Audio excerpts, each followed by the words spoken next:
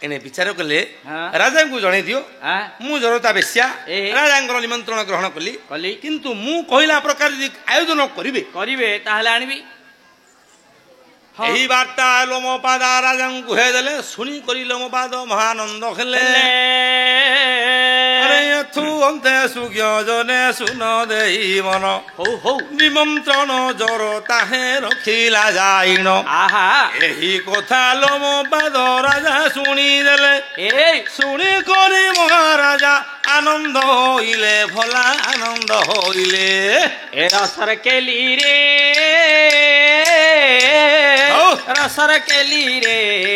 रसर केली रे और रसर रसिया की रे धन फुलु फसिया ईशा कले आनी देमी कान के फासिया अच्छा कान के फासिया की रे हिंजी निशी जिमा आउ दादा डाके पुनिया पुनिया काए रसर केली रे रसर केली रे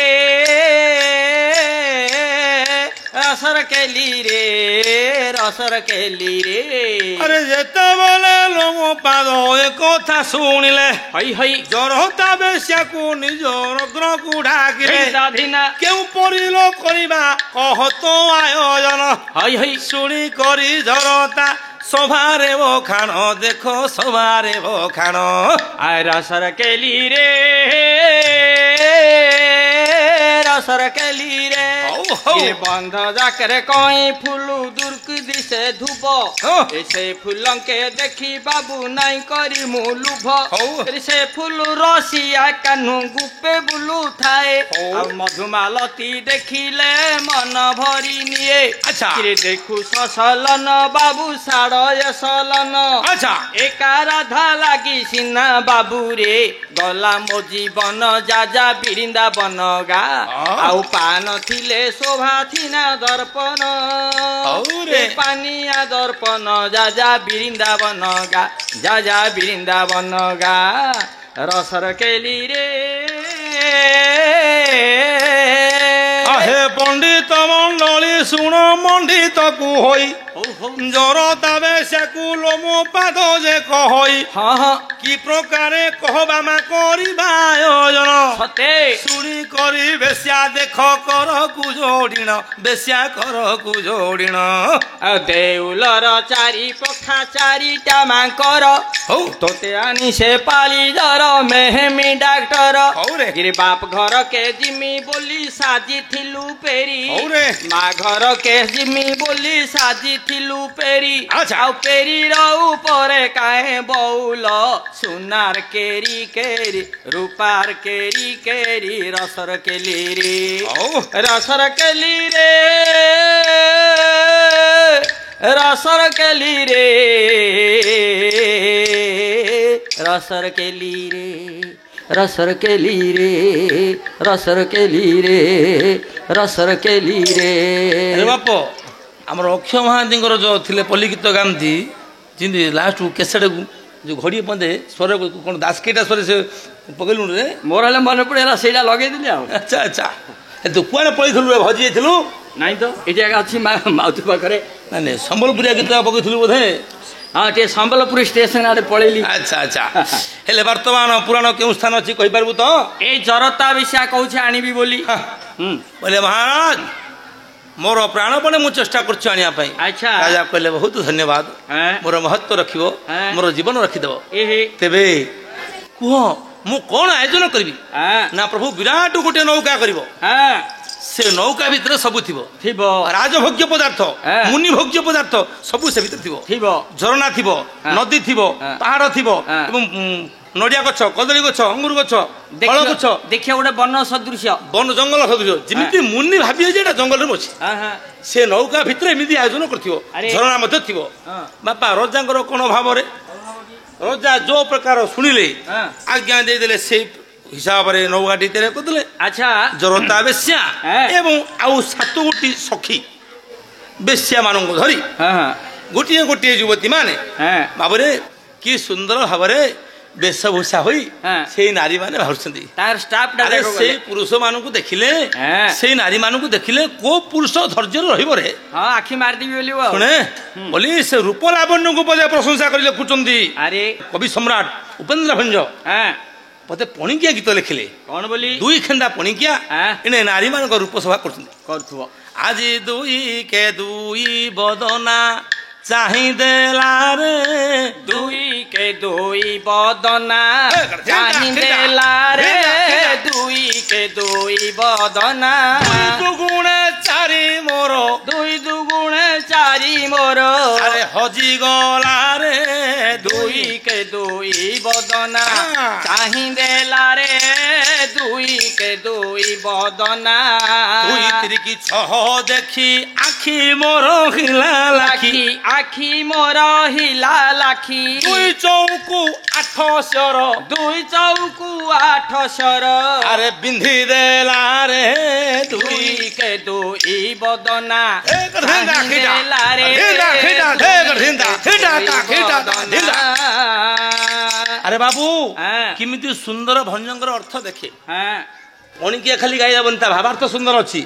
ତିଥି ବାର ରାଶି ନକ୍ଷତ୍ର ଯୋଗ କରଣ ଏ ଜ୍ୟୋତିଷ ଜ୍ଞାନ ଥିଲେ ଅର୍ଥ କରିବ। ତେଣୁ ବୁଝିଲ ନା କଣ? କାଠ ଯାକରେ ମଞ୍ଜ ସାର, କବି ଯାକରେ ଭଞ୍ଜ ସାର, ରୋଗ ଯାକରେ କୁଣ୍ଡିଆ ରମ୍ପା ସାର। ରମ୍ପା କୁଣ୍ଡିଆକୁ ଭଞ୍ଜକୁ ସମାନ କରୁଛୁ କି ଅଯୋଗ୍ୟ? ଏଗୁଡାକ ଏଇ ପାଟଣ ଜିନିଷ ଗୁଡାକ ହେ। ଏଣୁ ପ୍ରଥମେ ଆସିଲା ବାର ରବି ସୋମ, ଦୁଇ କେ ଦୁଇ ବଦନା ସୋମବନ୍ତେ ଚନ୍ଦ୍ର। ଯେତେବେଳେ ଚନ୍ଦ୍ର ବଦନି ଚାହିଁଛି ଦୁଇ ଦୁଗୁଣେ ଚାରି, ଚାରି ଚାରି ରାଶି ହେଲା କନ୍ୟା। ସେ କନ୍ୟାକୁ ଦେଖିଲେ କିଏ ଧୈର୍ଯ୍ୟ ରହିବ ରେ? ଦୁଇ ଚକୁ ଆଠ ଶର ବିନ୍ଧିଦେଲା, ଆଠ ନକ୍ଷତ୍ର ପୁଷ୍ୟା ଅର୍ଥାତ କନ୍ଦରପର ପୁଷ୍ପେଶ୍ୱର ଯାଇ ଯୋଉ ପୁରୁଷ ଦେଖିବ ତାକୁ ବିଧ ହେଇଛି।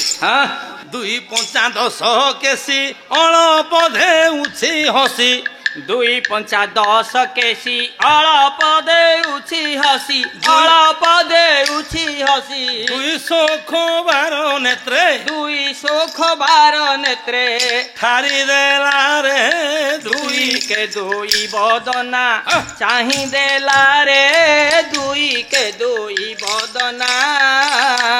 ଦୁଇ ପଞ୍ଚା ଦଶ ନକ୍ଷତ୍ର ହେଲା ମଘା, ଆଜ୍ଞା ମେଘ ଭଳିଆ ଯାର ସୁକଞ୍ଚିତ କେଶ। ମେଘ ଭଳିଆ ଧଳା ମେଘ ଅର୍ଥାତ ପାଚିଲା ବେଳେ କି ଅଯୋଗ୍ୟରେ। ଦୁଇ ଶୋଖ ବାର ରାଶି ହେଲା ମିନ, ଦେଖିବା ପାଇଁ ସିଏ ମିନ ନେତ୍ରୀ। ଦୁଇ ଶତା ଚଉଦ ଉର ଦିଶେ କେଡେ ମନୋହର, ଦୁଇ ଶତା ଚଉଦ ଉର ଦିଶେ କେଡେ ମନୋହର।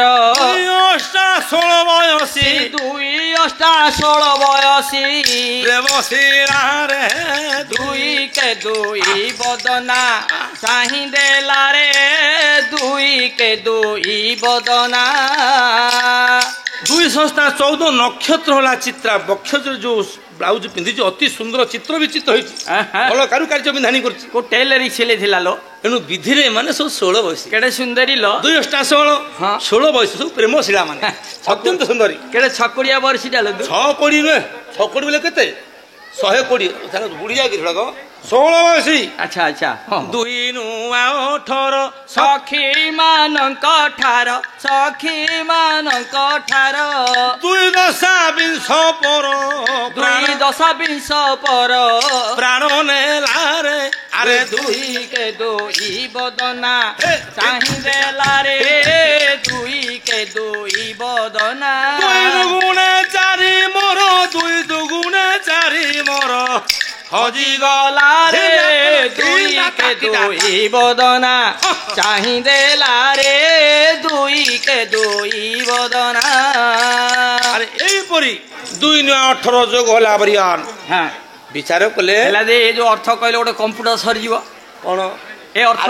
ଏମିତି ସୁନ୍ଦର ସାହିତ୍ୟ ଅଳଙ୍କାର କବିମାନେ ଲେଖିଛନ୍ତି ଦେଖେ। ଆଚ୍ଛା ଆଚ୍ଛା। ପାଲା ଏବଂ ଦାସଖେଟ ବୋଲା ସାହିତ୍ୟର ଗୋଟେ ମାର୍ଗ ଏବଂ ଗୋଟେ ସତ୍ସଙ୍ଗ ସତ୍ୟ କଥା ପୁରାଣ କଥା। ଆମର ଗୋଟେ ସୁନ୍ଦର ବର୍ଣ୍ଣନା ଅଛି। କଣ? ଚେପିଟି ନାକି ତୁ କୋରଡି ଆଖି, କେନ୍ଦୁ କାଠ ଗୋରିଲ, କି ସୁନ୍ଦର ହେଇଚିଲ, ଏମିତି ପ୍ରଶଂସା କଲେ ସେ ଆହୁରି ଭଲ ଖୁସି ହବ। ଶୁଣେ ଏଣେ ବିଚାର କଲେ ଯୁବତୀ ମାନେ ସହଜେ ସୁନ୍ଦରୀ ଅତି ସୁକୁମାରୀ ଅବିବାହୀ ଅଟେ ସେହି।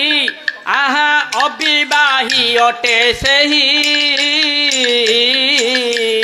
ହୋଲି ହୋଲି ଆସେ ପବନ ଘାତରେ ପଣନ୍ତ ଫେର ଉଡ଼ାଇ ତାର ପଣନ୍ତ ଫେର ଉଡ଼ାଇ ଆନନ୍ଦ ମନରେ ସେହି ନାରୀ ମାନେ ନାବ ପରେ ବୋଲେ ବସି ଆନନ୍ଦ ମନରେ ନାବକୁ ବାହିଲେ ନର୍ମଦାରେ ହେଲେ ଆସି ଆହା ନର୍ମଦାରେ ଗଲେ ପ୍ରବେଶୀ